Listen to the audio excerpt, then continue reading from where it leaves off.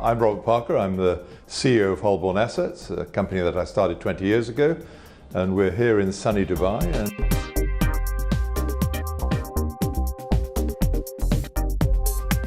Holborn Assets is an international financial services company. We stretch everywhere from the UK, where we're regulated, down into the Far East.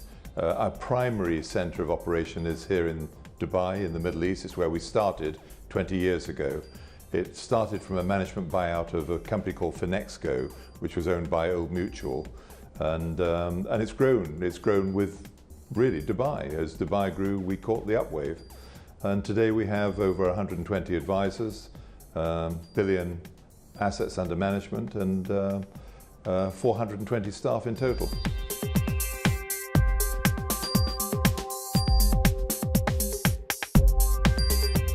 Change is coming from a number of directions.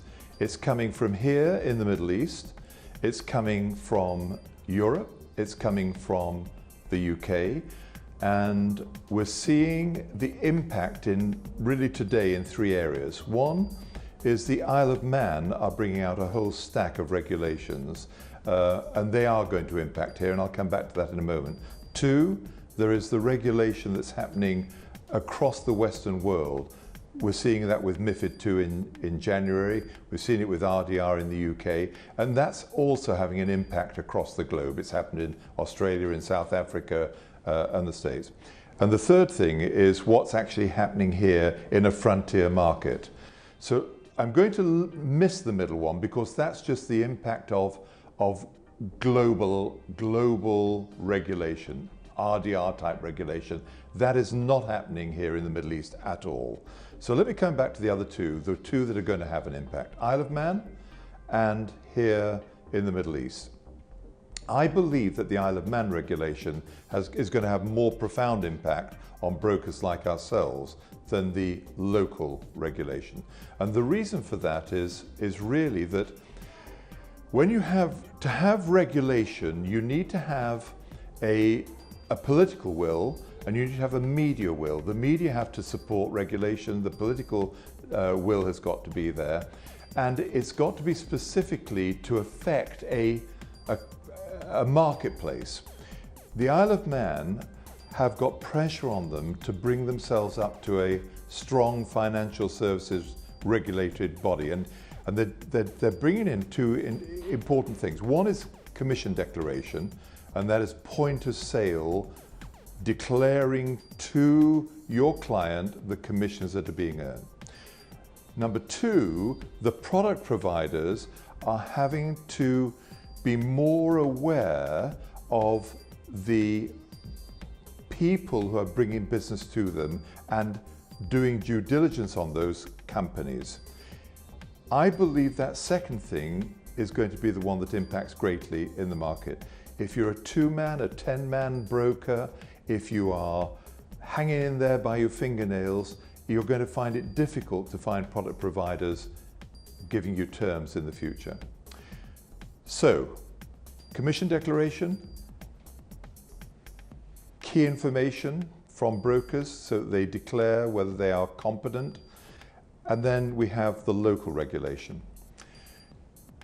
I am a bit against the tide on this. I don't think that the local regulation is going to have an impact, much of an impact, more than we've seen so far in the next 5 years. I see that we've already built into our businesses that which we were expecting. So a good business already has competency on all sorts of levels.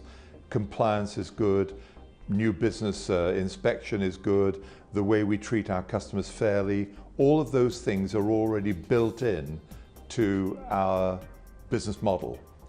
So I don't think anything that they may bring out in the next year or two, if indeed it happens, will impact us any further than where we are today. And there's a big question. Will it happen? And this is a very interesting, where is the pressure coming from? In the UK, when regulation came out, it was the media. Here, is it important to the Emirates how an expatriate is sold financial services?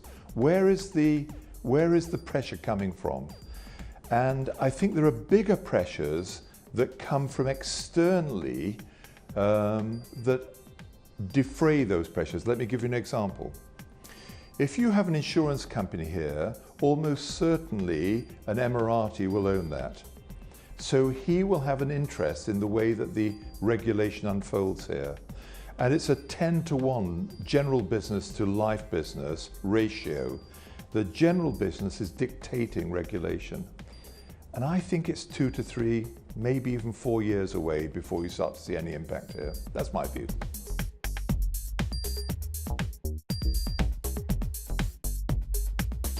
Dubai is important to us because that's where we started.